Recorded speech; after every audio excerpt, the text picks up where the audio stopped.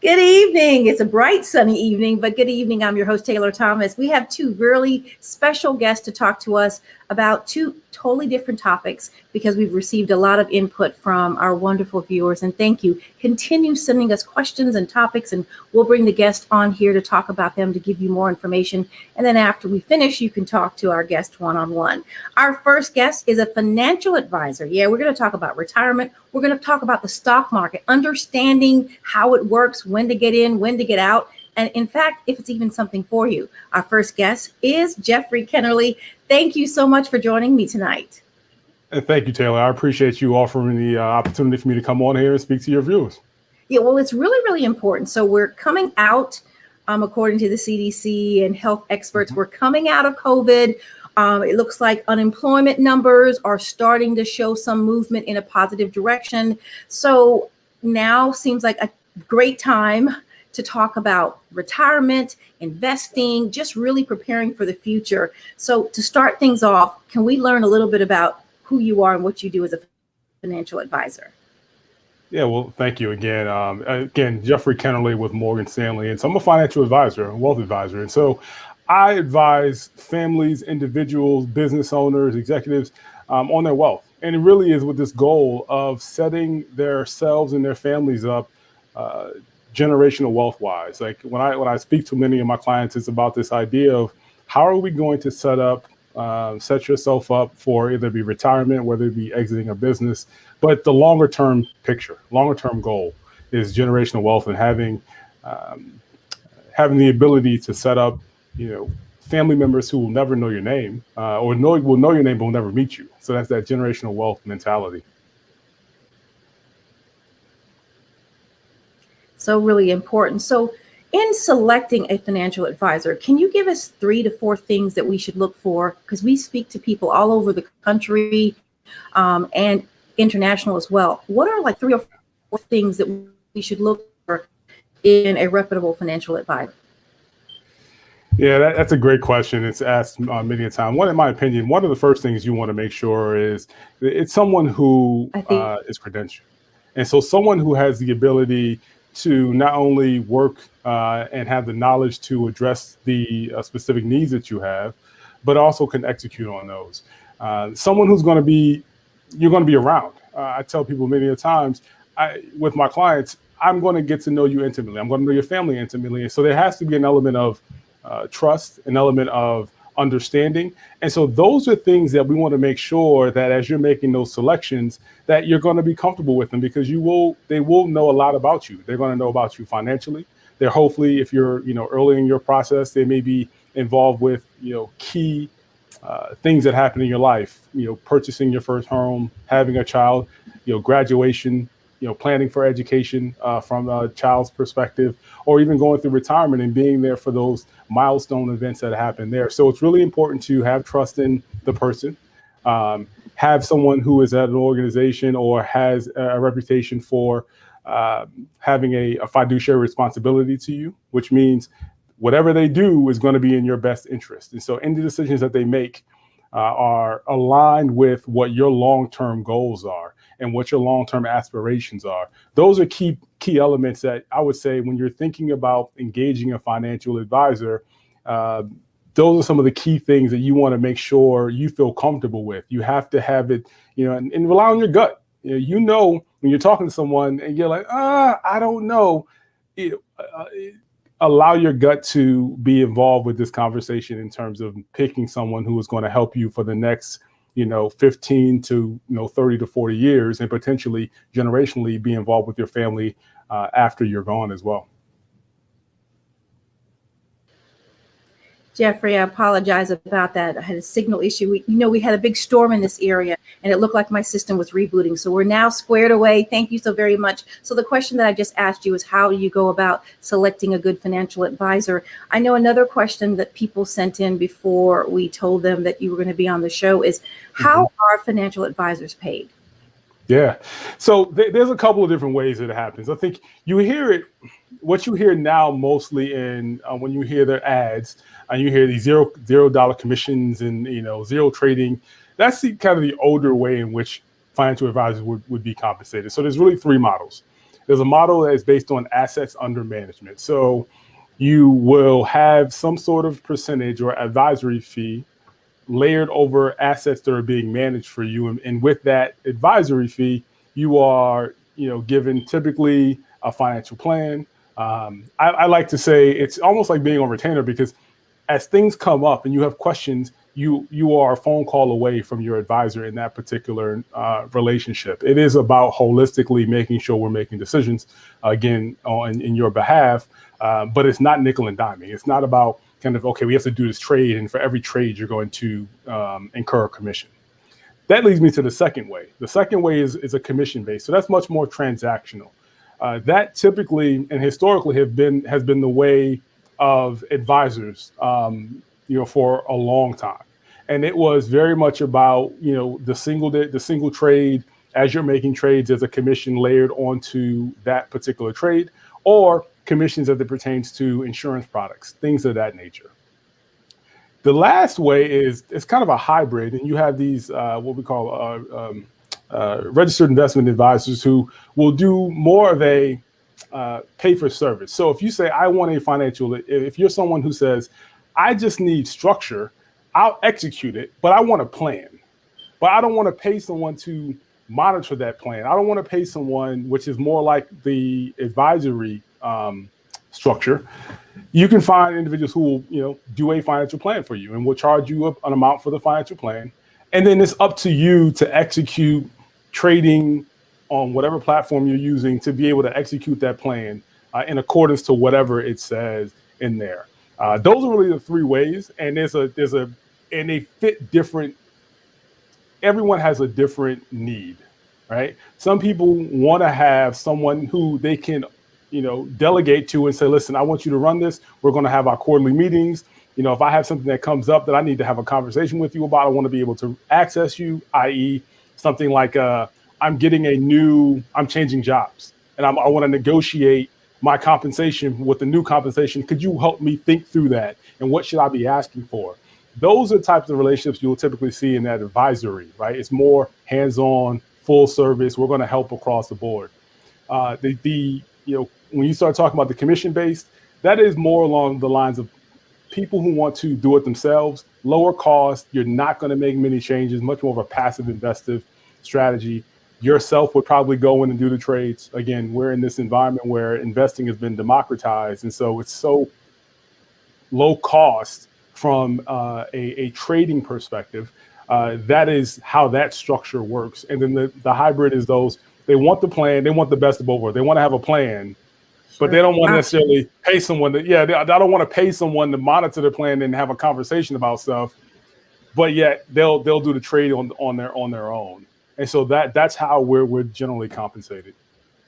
So Jeffrey, this is a 3-part question. So I think I'm putting people into 3 categories that are: 1, I am not investing in my retirement. I haven't really started it. There's number 2, a person who's done a little bit since they've been in work or working. And then the third person is, I've been investing or, going into my 403B or retirement plan at my office for a number of years. Yeah. First question, what advice to those who have not started, and what should they be doing today? Yeah, I've always take the first step, start. That's the biggest hurdle. And so just starting the process. And when I think about those 3 different buckets, I visualize it in this way. You have early career individuals coming out of college, maybe they're starting their first job, trying to get a sense for their 401k, what are the investment options? Those who are mid-career, who have gotten their legs under them, they're running, maybe they're starting to have a family, they're starting to hit their peak earning years in terms of getting that rhythm. And then you have those who've been in the game for some time and they're looking at, okay, what's the next step, right? And so for the early ones who have not, just get started. I tend to give this the analogy of, you should think of your dollars as workers.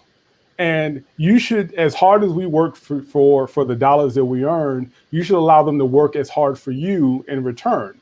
And so being of the mindset of being able to put your dollars to work in an investing strategy allows for that to happen. And so if you're just starting and you're trying to figure out where to start, what to do, just, find if you're, It's a small amount per month. Find a platform that will allow you to be able to do it at a low cost and just start. Just start. For that middle group who is in a little bit, but they're not. I would say for those that a little more analysis goes into, because now you want to understand, well, how much free cash flow do you have? You've gotten a taste of what the market can and can't do, right? So maybe you started last year. Last year was a year where African Americans flooded the market. When you look at the number of new investors hitting the market last year, a large number of those were African American, and so that I love seeing that. But there's also understanding what we're doing in that space. Like, you're learning on the fly. That's great.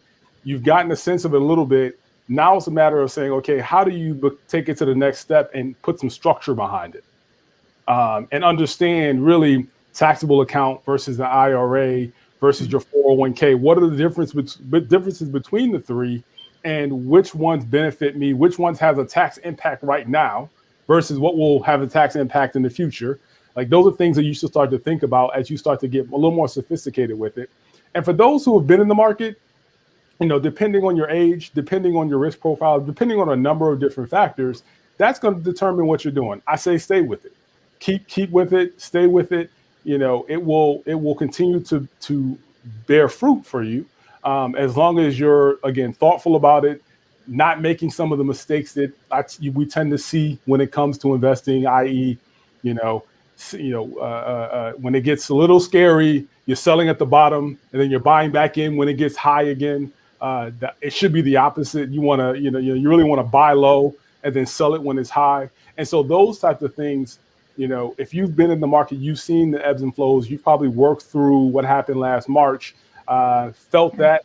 And if you stayed invested, it's come back, right? If you didn't, you're probably like, oh man, I missed out on the run back up, because those runs up from a deep decline like that tend to happen immediately after the bottom happens. And so you want to stay the course and keep going. So for those that are just tuning in, our guest tonight is Jeffery Kennerly, and he is a financial advisor, and he's talking to us about all things retirement. We're going to get into stocks and things of that nature. One of the biggest questions, I think, too, so people can understand things, because we're not going to be able to do it in the 30 minutes that we're talking to you right now, but I want to give people an update and kind of get them motivated as we move through 2021 and get ready for 2022. I know it's not even June yet, but I'm just letting you know we got to prepare. We have to do that now, so we're ready for when 2022 comes around. But a lot of people do not know what a good return on investment should be. And I say this because when I hear people saying they invested in something and they're going to get 24%, I mean, that's great.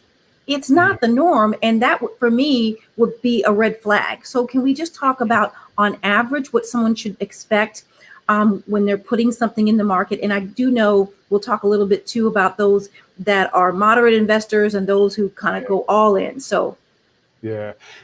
So that number, it's the question we get all the time. Like, what should I expect? And what we tend to say is this: look, if you look at the market over the history of it being in play, right? Historically speaking, the S&P, the average return on the S&P is between 7 and 9%. That's if you're passive investing. You just put it in the market and let it run. Now, that will, depending on when you enter and when you exit, may change that, right? So if you entered, 5 or 9 years ago, and you were coming out in March, that number is going to be slanted down because of March happened, right? You had a 30% dip in it, and so over the long arch of the markets, that's on average what the market gives in a passive investment vehicle. Your number should be specific to you. This is why I tell people, when you create a financial plan, your financial plan will tell you exactly what speed you need to be going to get the goal, get to your destination, which is retirement. You should not compare that to anyone else. Your number is your number.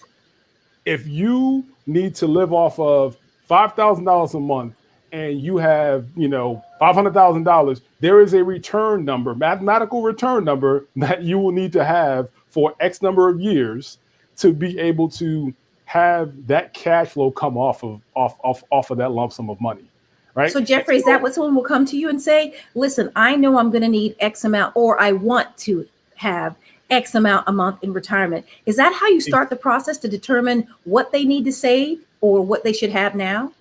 Exactly. That's a part of it. It is, okay, the discovery process.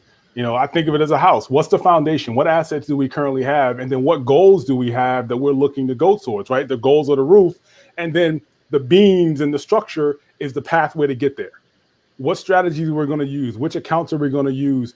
What allocations do we need to get there based on your risk profile? If you don't have a destination, especially when you start talking about retirement and understanding what numbers you need in retirement, returns don't really mean much. Like, what are we aiming for?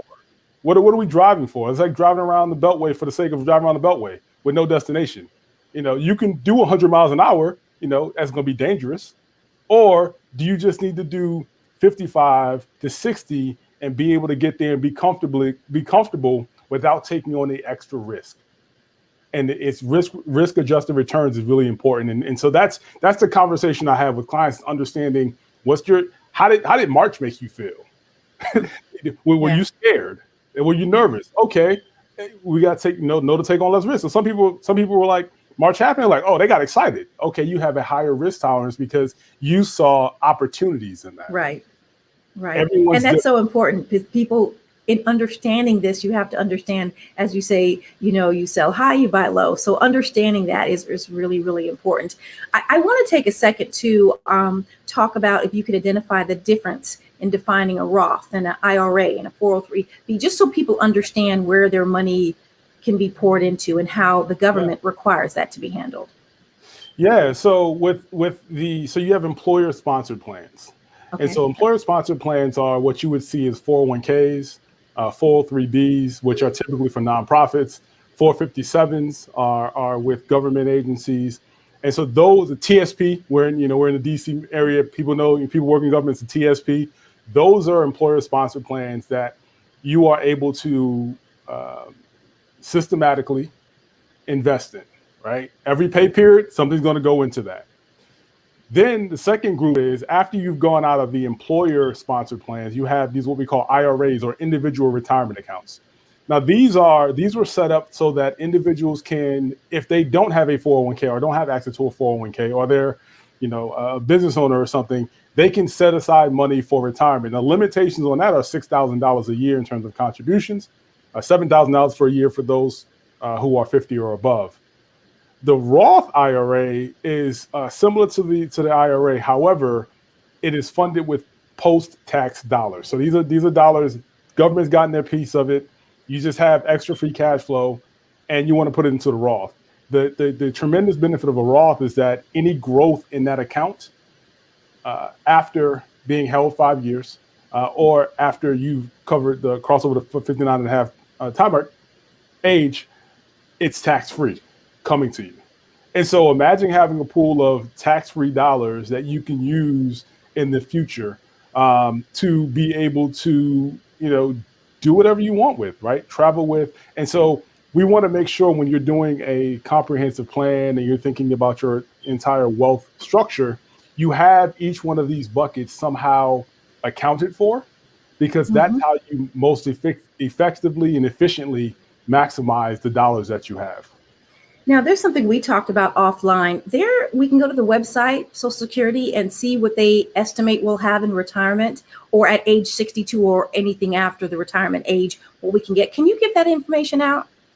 Yeah. So if you were to go to, I think, ssa.gov, remember it's .gov, not .com, .gov, because that, there's a lot of scammers out here. So it's .gov.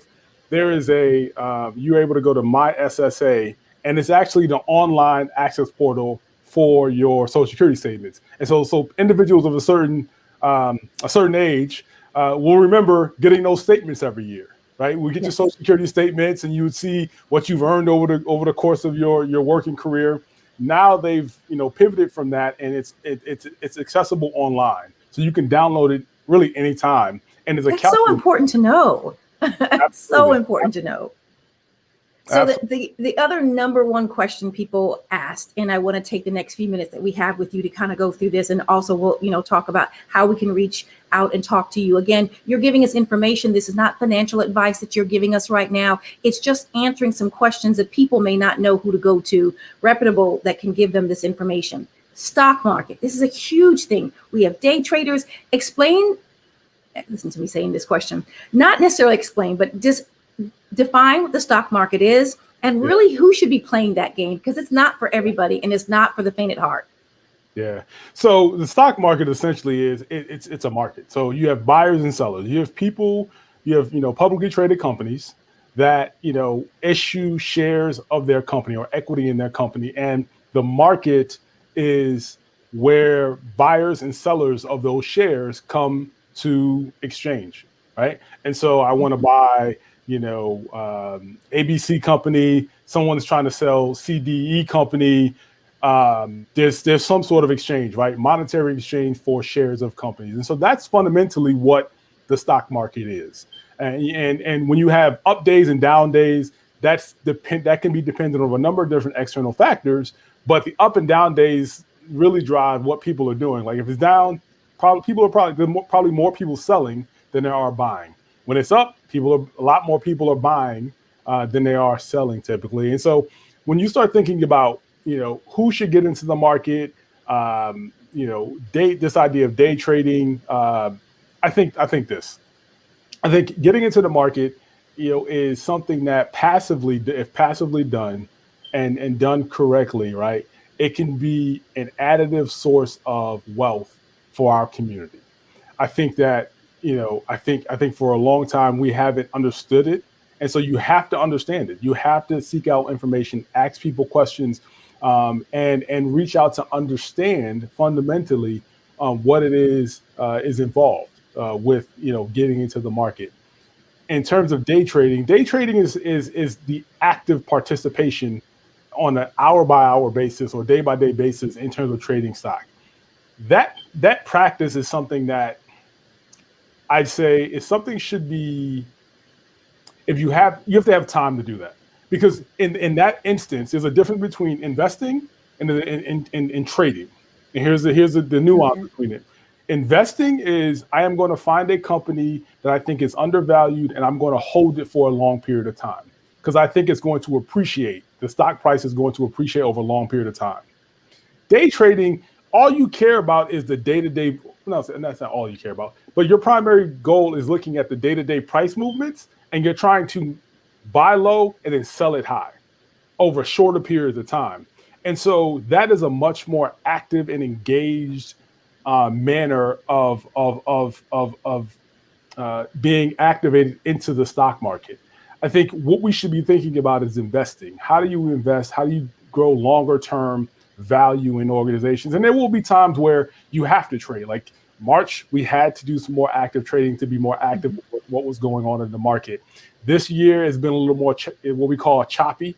And so we've had to be a little more active in terms of, in and out of positions. But as a general matter, people should think about, how am I investing? How am I getting into names and companies that I know, I believe in, and they have fundamental analysis, fundamentals that go to, this is a good company that will have longer term growth trajectory, because that's where the real long term opportunity is. Jeffrey, how often should we reevaluate our investments in our 403B or Roth or any of our accounts? Yeah, I mean, so it all depends. So if you're in a 403B or 401k, you have mutual funds, and those mutual fund managers are balancing and rebalancing your positions in those names probably quarterly. You can look at them annually. I'd say early on in career, you can set it. You can take on a little more risk because you're younger. Time is your friend. And so allow that to kind of just grow, and almost like a cake in the oven, let that bake. As you get older and get closer to retirement, that's really where we want to say, okay, how do we, as you get older, you start getting closer to that, whatever that transition period is. I don't try to use the word retirement. The transition period. to do whatever you want We'll to do. use that word today, okay? If that's a 5-year window, then yeah, you're going to look at it more closely because I need liquidity. I'm going to start needing this pool of money sooner. And so now you're looking at, evaluating half year, evaluating annually. As you get closer and closer, you want to evaluate maybe quarterly. But that's, it all depends on where you are in the spectrum. And what your goals are, right? What are we solving for? If you're trying to buy a house in the next year and a half, then we're going to monitor that a little bit more, right? Sure. Or we're not going to go into the market, right? So there are nuances and pieces that we have to take into account when answering specifically that question on a broader scale. So what is the retirement age when you're fully vested that you can get your money without Uncle Sam getting a large chunk of it back? From the IRAs or the retirement accounts, it's 59 and a half before they don't charge you a 10% penalty. Okay. In terms of true retirement age, then you're looking at 65 for some people with certain birthdays, and then 67 and a half for others. Wow. Oh my goodness. And can you imagine if they push that back and wow. Okay. So Jeffrey. And there has been conversations about pushing that back. I know, but can you imagine that? Yeah. And life expectancy is going down with all these different things, but that's neither here nor there. We just wanted to be able to talk about that. But a lot of people have been hitting me up on my phone and here on the screen wanting to know how can they set up an appointment and talk to you one-on-one. Yeah. So my website my website from the firm is advisor.morganstanley.com/Jeffery.D.Kennerly. So that's advisor.morganstanley.com/Jeffery.D.Kennerly. And, there's an icon on there to be able to schedule some time with me. We can have a conversation. And, I look forward to, being a resource. Now I have to ask you this, and we have a few minutes left with you. As far as advice that you can give to people, and, we know everybody's at a different stage, even if they're making the same amount of money and they started working at the same time, what advice can you give to us today? Because I'm a big proponent, as you may know, of creating generational wealth. And you even talked about it. What can we or should we do today in speaking to anyone that's listening to the program tonight? Yeah. If you haven't started, just start. Like just start. And when you're making decisions, your decisions, if you're thinking about generational wealth and thinking about how do you position yourself for that, it starts with setting up something that will have value. I think your next guest is talking about startups, and you had mentioned early on they're kind of different, but they're actually very much the same. Many of my entrepreneurs, and here's why, because many of my entrepreneurs, their largest asset is their business. And so how are you going to be able to grow that business so that you can pass it along or sell it to capitalize on the wealth that you've accumulated within it, which will then be used for your family, right? Or for that generation. So get started, start reading. There are tons of, books out there. I think we're in an age where information is not lacking at all. Definitely. Start to find people who you feel like you can have the conversation with, people you trust, people you can have a conversation with. That will start to get the ball rolling, and you'll start thinking about things very differently, and starting to implement plans that will move you along the path of where you want to go. So just to kind of put everything in a nutshell, investing is something that's long-term. It's not a get quick or get rich type of plan. So depending on what time you're jumping into this, it will be long-term, hopefully, and then you'll speak to a financial advisor and they'll let you know what's the best thing. And also just following what you're doing and being honest about where you are and what you have so that you can get to your destination. And if not, then you can make some changes to hopefully get there. Wonderful guest, Jeffery Kennerly, financial advisor. One more time, how can somebody get more information? Yeah. So again, my website is advisor.morganstanley.com/Jeffery.D.Kennerly. That right there, I have, on the website, you have access to articles, you have access to any number of information that I think, I hope you find beneficial, and access to resources to be able to further progress your education in this space. And I wish you all the best, and I really, really do hope that you all continue on this path, continue educating, continue asking the questions, and looking for the answers. Because for too long we haven't asked the questions, nor have we known who to ask the questions of, or we didn't know what questions to ask. It's a new day. And so we got to get out of that thing of thinking we don't have enough to save. And I just really want to continue the conversation.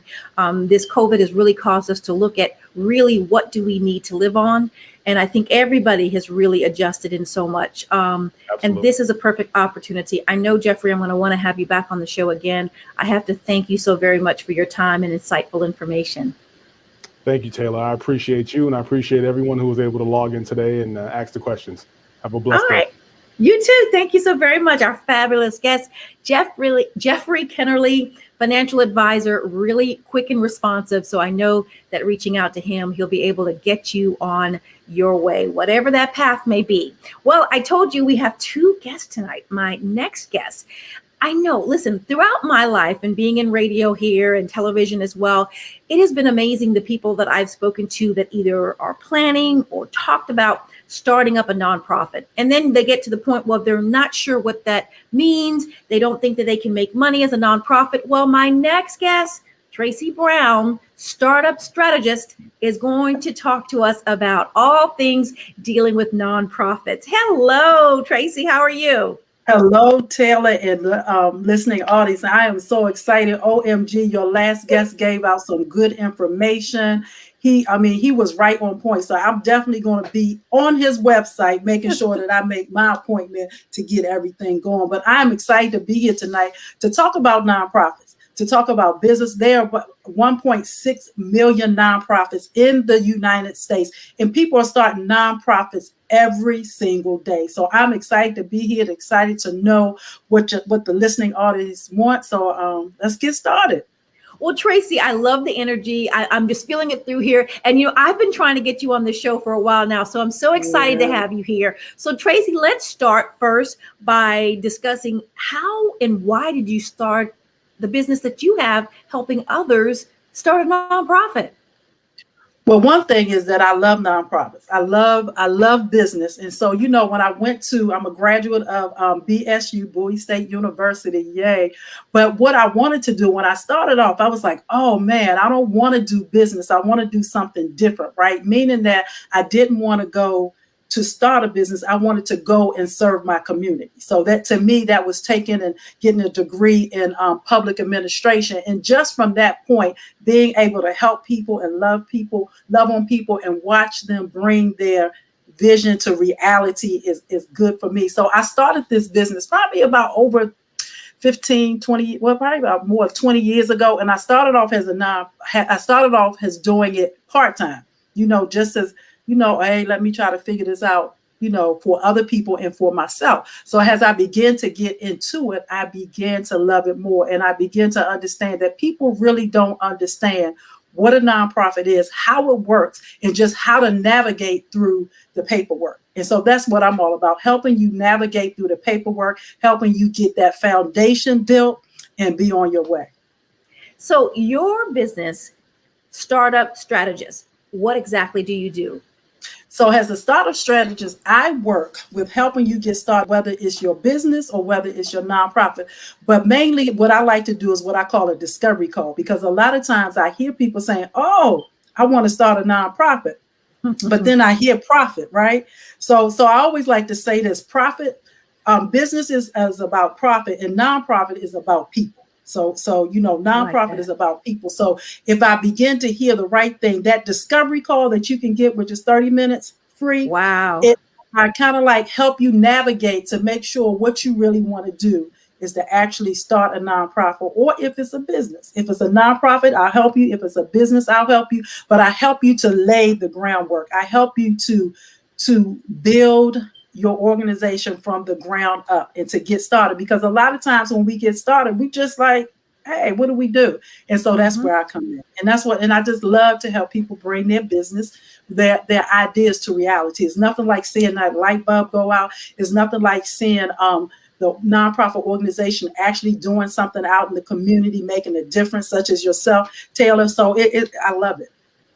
Now, Tracy, I think there's another thing that there's a myth about nonprofits, and they don't think that as a nonprofit, you can make money. You're not, as you just stated, you're not doing it to make money, but you can pay your staff, you can pay people. I mean, so I just think that that's the thing we need to clarify. So let's define what a nonprofit is and some of the first things that a person should do if they're serious about creating a nonprofit.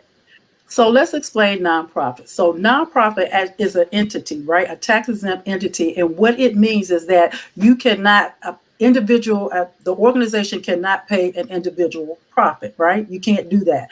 So when I talk about nonprofit, is more about people, because you can't pay an individual profit, but they can get paid from the organization as long as they're not on that board and everything else. So they can get paid from them. And then for a business, the difference is the business, the bottom line is profit. So that's the biggest difference. But if you're thinking about getting a nonprofit started, the first thing I would do is suggest that you go and work in a nonprofit alongside someone that is actually running a nonprofit organization, because it's a lot of work.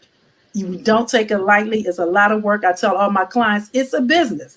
It's still a business. You're gonna have employees, you're gonna have payroll, you're gonna have human resource issues, you're gonna have a budget, you're gonna have all those good things. But the first thing is really to go out, right? And to find that organizations that's doing something similar to what you want to do, because you want to know how it works. Because it may be for you and it may not be for you. But once you do that and you decided, yeah, hey, Tracy, that's what I want to do, then the next step starts. Then you begin to do the research, right? So when you begin to do the research, what happens is you'll come up with your name, because what a lot of people don't understand, that your state makes you a nonprofit. The federal government, IRS, gives you that exemption status. And they are... I want you to say that again slowly, because that is so, so important.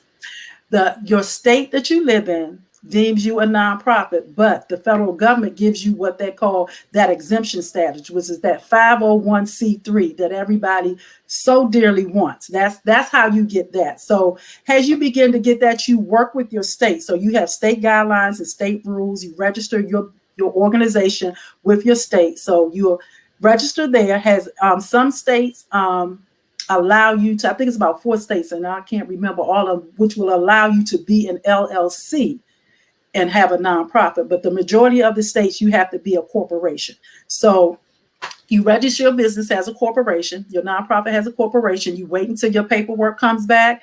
You get your tax ID number. I always suggest that you get your tax ID number after you get that paperwork back from the state. And the reason being is that all of us have these brilliant names that we want. And, just like you have that brilliant name, somebody else may have thought about that same name and register it just like a day or two before you. And so you're back to the drawing board. So I always suggest you wait till you get that, and then you get your EIN number from the IRS, and you can get that right online, right? Nowadays, everything's done online. Yes. But the key about it is that you really need to understand your state regulation and rules when it comes to setting up a nonprofit, the number of directors you have, the legal language that's there, who's going to serve as your resident agent, all those good things that you really need to think about as getting started when you do that. So once you get all that information, you're either going to file a 1023 easy or a 1023 regular form. If you're doing a 501c3, there's different forms. We have the 1024, which is actually, a lot of people don't use that. But if you're doing an HOA or different things like that, that's when that form comes in.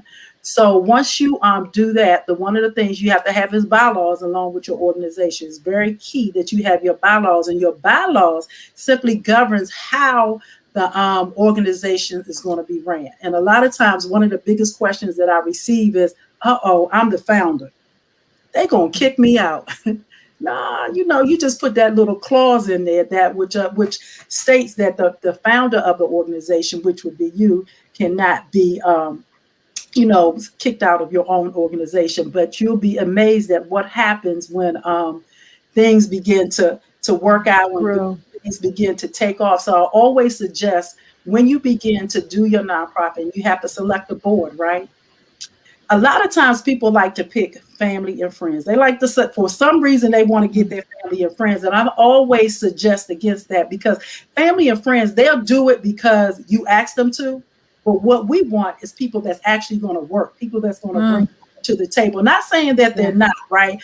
But sometimes with family, they just, they want to take the easy road. Like, hey, I'm here, I'm doing this. So I always suggest to go outside of your comfort zone and look for people that will actually help you along with your organization, because you want somebody that believe in your vision just as much as you do.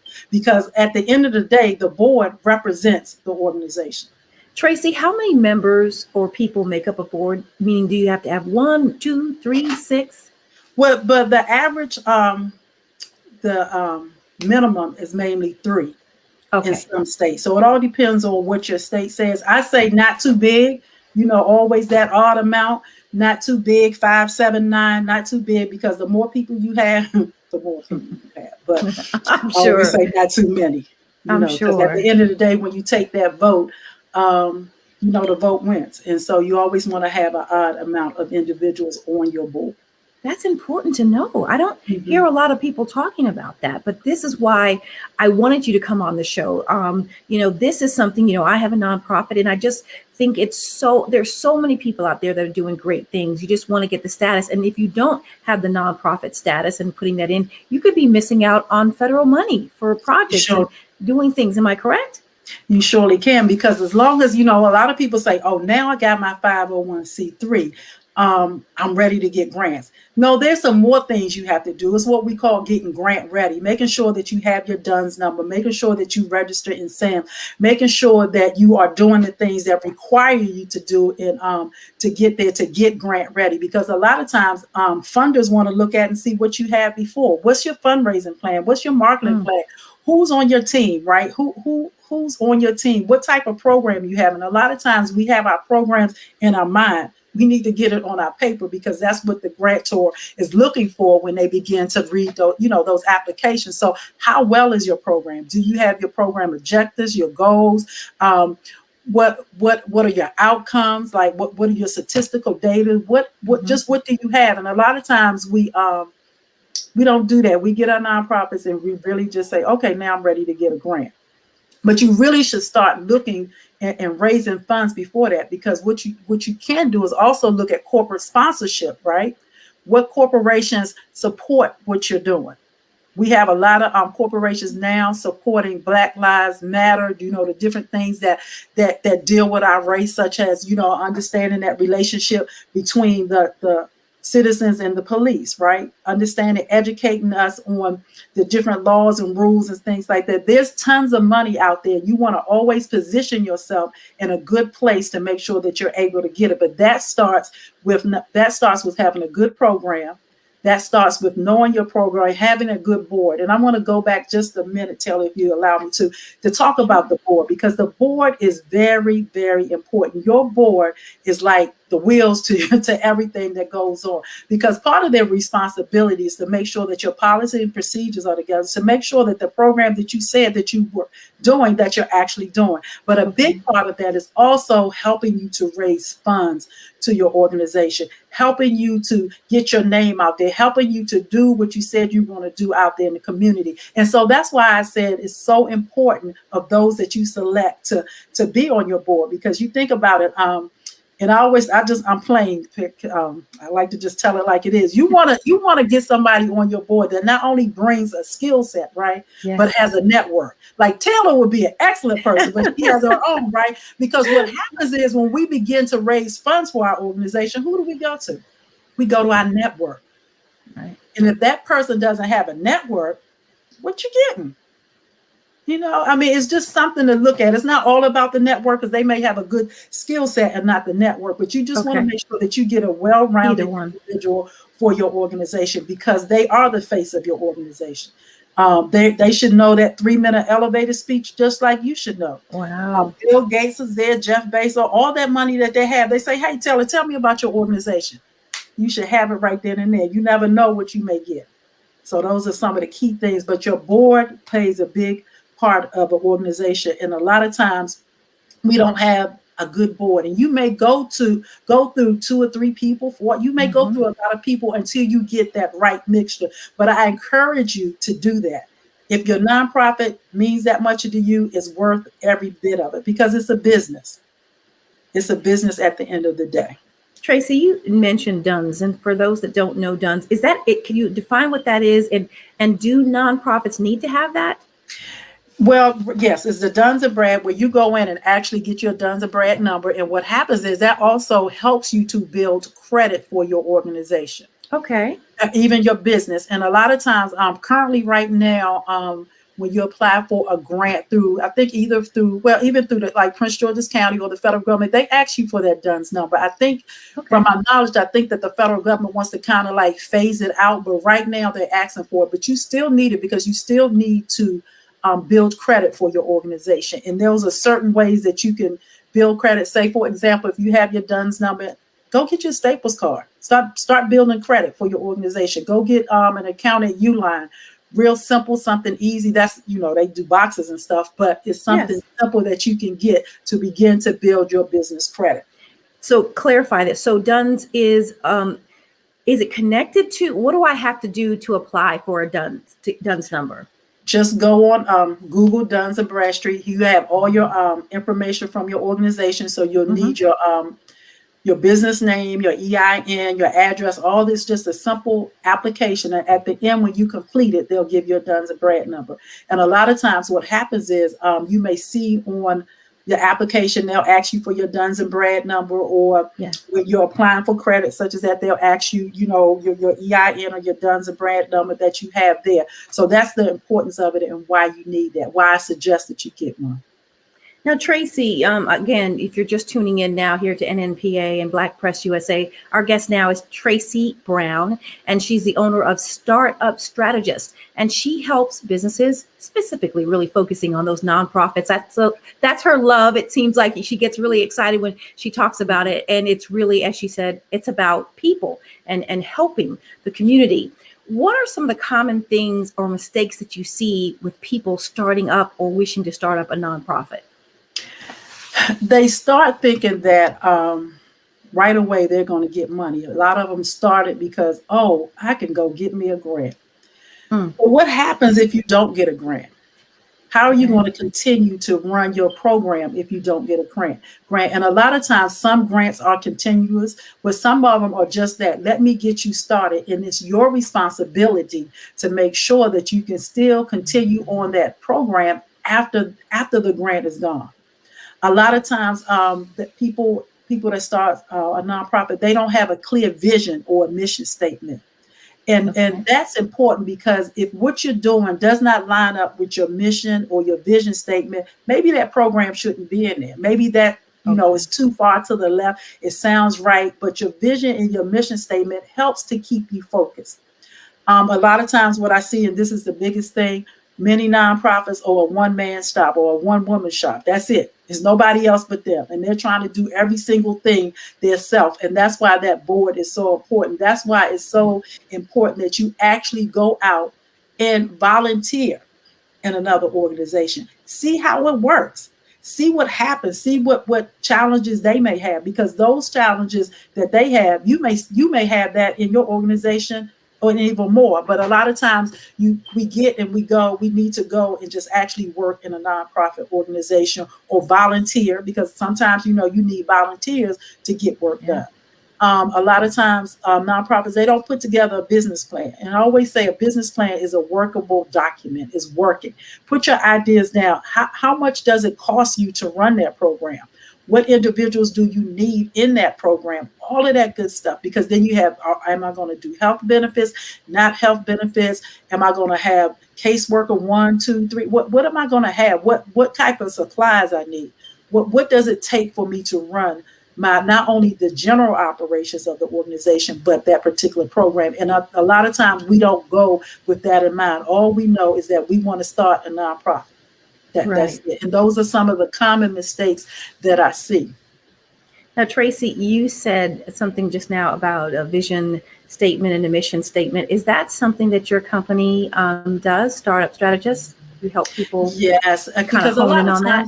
a lot of times what happens to people come with just an idea. They come with just I want to do a nonprofit. And so when I go with you through the discovery call, that's what we do. We discover. We kind of like work out. I understand what your mission is and your vision, and we kind of like toy that out within that 30 minutes, because that helps me to understand how to better help you, and it gives you a clear understanding of what it is that you're actually trying to accomplish with your nonprofit, what it is that you're trying to actually do, and how you want to serve the community. So yes, we do that. We do grant research. We do organizational management. We help you we do your paperwork. So don't get frustrated or anything about that nonprofit paperwork. Just come to your girl, Tracy Brown, and I will help you and walk you all the way through it. So it's just, those are some of the things that we do. I have, and I actually do some work sessions with some of my clients. We just sit around and we like to do like what the hot seat is, because just like business, sometimes we get stuck. You still need to have a marketing plan. People need to know who you are. Like Toys, what is it? Team for Tots. See, I shouldn't get it wrong. Toys for Tots. But the thing is, everybody know when you hear that name and when you see that logo, we know that Taylor Thomas is behind that. And so even with your nonprofit, marketing is important, branding is important, making sure that you have a fundraising plan. All of that stuff is important. We have Giving Tuesday, which is at the end of the year. Like, you should be preparing now for the end of the year. All those specific things that go on throughout the year. A lot of times we don't like to get involved with the United Way. But I don't know about you guys. When I was working my 9 to 5, I always gave to the United Way. That's one way you have a steady income coming into your organization. Just like we should have that steady stream of money coming in when you're in a business. It's the same way in the nonprofit. And a lot of times we don't think about that. We work one project at a time. And that's not good, because you got to keep running your business and your product. And Tracy, I thought you were talking about the annual the Marines event, their Toys for Tots. So you were speaking about my Tots for Teens nonprofit event. So I wanted to clarify that. So we give it to the Marines, who do a wonderful job with the Toys for Tots, but my nonprofit is the Tots to Teens. So I just wanted to clarify that before someone said, "Wait a minute, Taylor started that." But no. So in putting together, there's another part that we've got to make sure that we touch upon: taxes. They file taxes early. Am I correct? And that's a really important component, because all your documents and paperwork, it's really important that you have that you're very organized. Correct, Tracy? That is very correct. A lot of times what I'd like to say is that when you actually begin your nonprofit, I have always said, get this little nice black binder, and that becomes your Bible, because everything you need should be in there, from filing of your taxes, from your letter of determination. And your letter of determination is simply what you get back from the Internal Revenue Service that simply says, guess what? You are now considered a 501c3, and you can get those donations. That's exciting. Yes, it is. It is very important that you file your 990 or 990, whichever one you have to file, that you file, because if you do not file once every 3 years, then you risk the chance of becoming revoked. Your nonprofit come revoked. And that means all that work that you put in there, now you have to go back through that process. So what I like to encourage my clients to do is to file every single year. Right, Taylor? Every single year. Yeah, you don't forget, right? Right. Yeah. And then what happens is, if you have a nonprofit, your taxes are actually due for the nonprofit May 15th, where our personal taxes are due April 15th. The taxes for a nonprofit is due May 15th. And the other part of when you begin to get all your documents, you want to make sure that you get your sales and use tax for that, because that'll help you when you need to go out and purchase. And so that's a part of the package that I put together. Also making sure that you register with your charity office within your state. Because a lot of times what happens once you get to making those big money, if you forgot to do what you do, trust me, somebody's going to call that office and let them know. And you don't want to get caught up not making sure that you have filed with your charity office in your particular state. So there are a couple of things that happens and that you get in the package when I work with you, so that it is completed. Now, Tracy, another thing I think people should know too, that having a nonprofit means your documents and paperwork and how you spend your money is all public record. That is exactly true. Nothing is private at all. It's all public knowledge, public record. So you need to make sure that you're doing what you're doing, because people will quickly call you to the carpet and let you know. And yeah. And you should not use that money for your personal use, because it's for your organization. That's right. It's for your organization. You keep every receipt. With me, I count for every penny, every single, right down to the penny. I count for that. And that's how you should be, just that critical. But if you get yourself a good financial team, committee, accountant, you won't have any problem at all. Jonathan and Arnett, thank you for those wonderful positive words. It's really important now, Tracy, for the people that are responding now, wanting to know, how can someone reach out to you and get that 30-minute consultation and see if they're on the right path of creating their nonprofit? Okay, so here we go. You can go to www.thestart.uhp.com. And I know many of you saying, yes, it's uhp.com. Or simply go to my website, schedule a discovery call there, or feel free to call me or text me on 240-547-8780. And I will be more than happy to just spend that time with you, because I love nonprofits. I love to see you bring your vision to life. I am your biggest cheerleader. And she knows everything about it. Just really, really helpful. I'm going to ask you, because since you did it really, really quick, I'm going to ask you to slowly give out your website again and your your contact number slowly. Okay, so the contact number is 240-547-8780. And you simply can go to my website to schedule your discovery call. And that address is www.thestart.uhp.com. Tracy, now on average, what's the cost to start as far as registering it? There's obviously things that you have to pay for statewide and maybe even county-wise. On average, what does that normally run for someone setting up a nonprofit? So usually it would be whatever your state fee is. Happened here in Maryland, I think it's like $226 to register. Depending on which application you do, it ranges from $275 up to $600. So it depends on which application that's done. And your EIN number, the IRS does not cost you anything to do that. But along with that, you have to have your bylaws, which is we prepare those, and also your conflict of interest policy there, because that's one of the things that when you complete the application, along with a brief description of your programs, the IRS requires that you submit along with that application. Wow. Again, Tracy Brown, she is the owner of Startup Strategist, loves working with business owners, and she has a special passion for nonprofit. Tracy, what's your contact number one more time? 240-547-8780. Well, Tracy, as we close out the program, any words of encouragement to people that are either starting up or thinking of starting up a nonprofit, and those who may be in the midst of, actually having a formed business, and just kind of give them that extra push, because a lot has happened in the last year and a half and they could use any kind of advice. Right. And one thing, Taylor, for sure, a lot of people say they are not going back to their 9-to-5. So that means that every single day there's a new entrepreneur, there's a new person that decided that they're going to take the leap and they're going to do their business. And what I say is, do your research. Do not get discouraged, right? Find yourself a mentor or somebody or a coach that's going to coach you along the way, because guess what? You're going through this, but you don't have to be alone. Simply just call up the Startup Strategist at 240-547-8780. Taylor, thank you so much for having me on tonight.